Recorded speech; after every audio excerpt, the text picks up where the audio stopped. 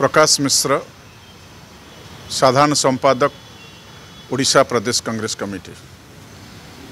आज गणमाध्यम ओडिशार स्वास्थ्य व्यवस्था किपरि चली सरकारी स्वास्थ्य व्यवस्था ताहा प्रकाशित होइछि। जो रिपोर्ट प्रकाशित होइछि ताहा ओडिशावासी को निश्चित भाव में दुखित करिछि। गणमाध्यम प्रकाशित होइछि जे जहाँ भी सरकारी मेडिकल कॉलेज रहिछि ओडिशा रे सेठारे अधारू अधिक अध्यापक मेडिकल कॉलेज को आसु नाहांती।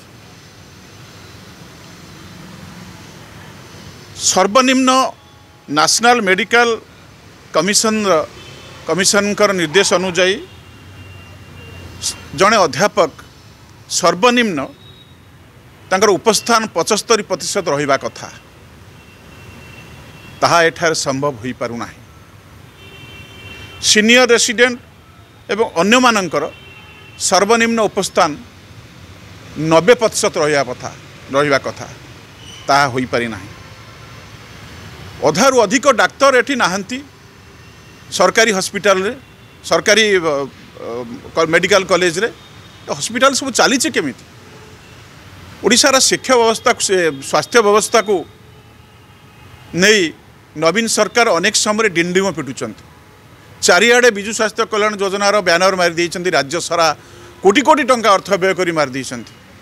किंतु मेडिकल कॉलेज सरकारी मेडिकल कॉलेज मानकर कोन अवस्था कि शोचनीय अवस्था ताहा आज गणमाध्यम प्रकाशित होइछि। बिना डाक्तरखाना चलिबो कोन, मेडिकल कॉलेज चलिबो कोन।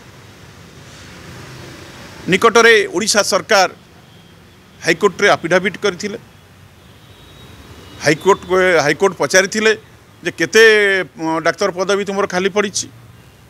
जहाँ ओडिशा सरकार को पक्षर एफिडेविट करा जाइछि समुदाय सैंक्शन पोस्ट होउछि 10,774। ता धिरे मात्र 2,900 डाक्तरी पदवी खाली पड़िछि एवं एबे सैंक्शन पोस्ट को बढ़े दे 15,774 करछन्ति। यदि 15,774 को निया जाए ताले अधा डाक्तर नाहंती। 8,213 को हिसाब कले ताले अधा स्थान डाक्तर नाहंती।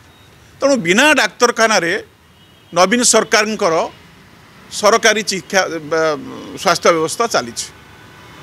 तेणु नवीन सरकार जो डिंडिम पिटुचंती उत्तम स्वास्थ्य व्यवस्था यह संपूर्ण मिथ्या। ये कथा राज्यवासी जानतु।